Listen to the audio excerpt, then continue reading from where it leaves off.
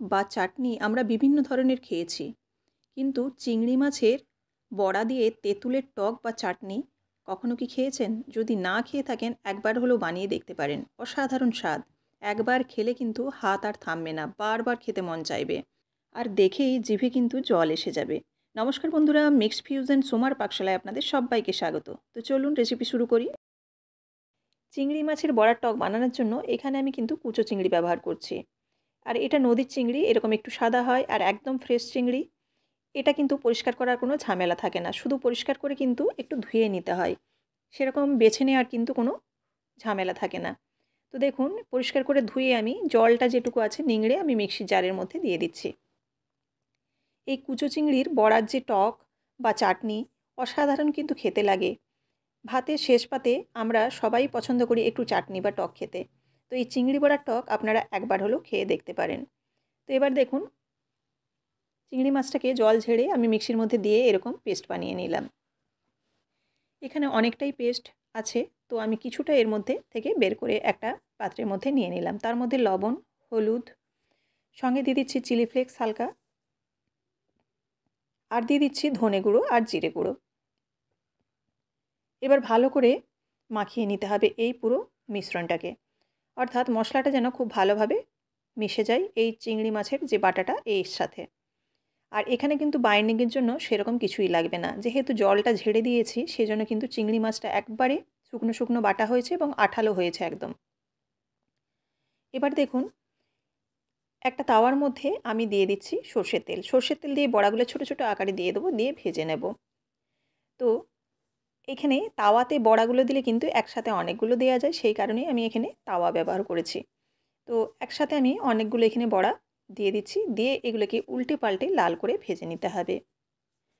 চিংড়ি মাছের বড়া দিয়ে এই যে টকের রেসিপি, এই রেসিপি কিন্তু একবার খেলে বারবার খেতে মন চাইবে।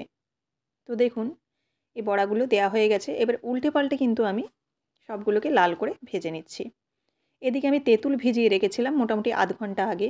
এবার খুব ভালোভাবে হাত দিয়ে একটু চটকে নিচ্ছি, দিয়ে ছাঁকনি দিয়ে ছেঁকে পাল্পটাকে আমি বের করে নেব। ব্যাস, এবার নেড়ে চেড়ে পুরো পাল্পটাকে দেখুন বের করে নিয়েছি ছেঁকে। এদিকে চিংড়ি মাছটা একটা দিক কিন্তু লাল হয়ে গেছে। এবারে অপর পিঠটা উল্টে আরও 2 থেকে 3 মিনিট রেখে দিলে কিন্তু হয়ে যাবে। আর এটা যতদূর সম্ভব লো ফ্লেমে ভাজবেন, নইলে কিন্তু বড়াটা পুড়ে যেতে পারে। ব্যাস, হয়ে গেল চিংড়ি মাছের বড়া একদম উল্টো পিঠটাও। এবার কিন্তু এটাকে এক সাইডে করে আমি রেখে দিচ্ছি। রেখে দিয়ে এবারে মূল রান্নাতে চলে আসব। এখানে আমি কড়াই সরষের তেল দিয়ে দিয়েছি। সরষের তেলটা দেওয়ার পর গরম হয়ে যাওয়াতে আমি দিয়ে দিলাম এখানে তেঁতুলের পাল্পটা। সঙ্গে কালারের জন্য দিচ্ছি হলুদ গুঁড়ো, আর সঙ্গে দিচ্ছি পরিমাণ মতো লবণ। লবণ দেওয়ার পর এখানে কালারের জন্য আমি দিচ্ছি কাশ্মীরি লঙ্কার গুঁড়ো। এটা পুরোপুরি অপশনাল, এটা আপনারা চাইলে নাও দিতে পারেন। তো দেখুন, এই কাশ্মীরি লঙ্কার গুঁড়োটা দিলে শেষের দিকে কালারটা দেখবেন অসাধারণ আসবে। এবার আমি এখানে মিষ্টির জন্য দিয়ে দিচ্ছি বাতাসা। তো আপনারা চাইলে এখানে বাতাসা, চিনি, গুড় যে কোনো কিছুই ব্যবহার করতে পারেন বা মিছরিও ব্যবহার করতে পারেন। এবার দেখুন, এই রসটা যখন ভালোভাবে ফুটে যাবে তখন এর মধ্যে দিয়ে দেবো বড়াগুলো। বড়াগুলো দিয়ে নাড়াচাড়া করে এবার এই রসটাকে কিন্তু ভালোভাবে ঘন করে নিতে হবে। কিছুক্ষণ আমি ফুটিয়ে নিয়েছি, 3 থেকে 4 মিনিটের মতো ফুল ফ্লেমে কিন্তু এটা ফুটিয়ে নিলেই একটু গাঢ় হয়ে যাবে। আর গাঢ় হয়ে গেলে কালারটাও কিন্তু একদম চেঞ্জ হয়ে যাবে। দেখুন, এখানে কালার কিন্তু টোটালি চেঞ্জ হয়ে গেছে একদম।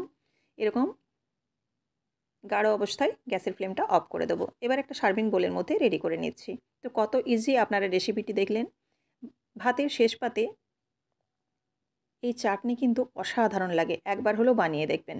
যারা চিংড়ি মাছ খেয়েছেন তারা অবশ্যই জানেন চিংড়ি মাছের ফ্লেভারটা কতটা সুন্দর লাগে। তো এই চাটনির সঙ্গে তেঁতুলের অসাধারণ খেতে হয়। তো রেসিপিটি যদি ভালো লেগে থাকে অবশ্যই লাইক, কমেন্ট এবং শেয়ার করবেন। আর এইরকমই প্রত্যেকদিন নিত্য নতুন রেসিপি দেখার জন্য অবশ্যই চ্যানেলটিকে সাবস্ক্রাইব করে বেল বাটনটি প্রেস করে দেবেন। ফেসবুক থেকে দেখে থাকলে অবশ্যই পেজটিকে ফলো করে দেওয়ার অনুরোধ রইল। তো কালারটা কতটা সুন্দর এসেছে আর দুর্দান্ত খেতে হয়। তো আপনাদের একটু আমি কেটেও দেখাই কতটা সফট হয়েছে। বিশ্বাস করুন, এই রেসিপি দেখলে কিন্তু জিভে অটোমেটিক জল চলে আসবে। আমি এই যে আপনাদের সাথে রেসিপিটা শেয়ার করছি, আমার কিন্তু জিভে অটোমেটিক জল চলে আসছে। তো আপনারাও এরকম রেসিপিটা যখন দেখবেন আশা করি আপনাদেরও জিভে জল আসবে। আবারও দেখা হচ্ছে আগামীকাল নতুন কোনো রেসিপির সাথে।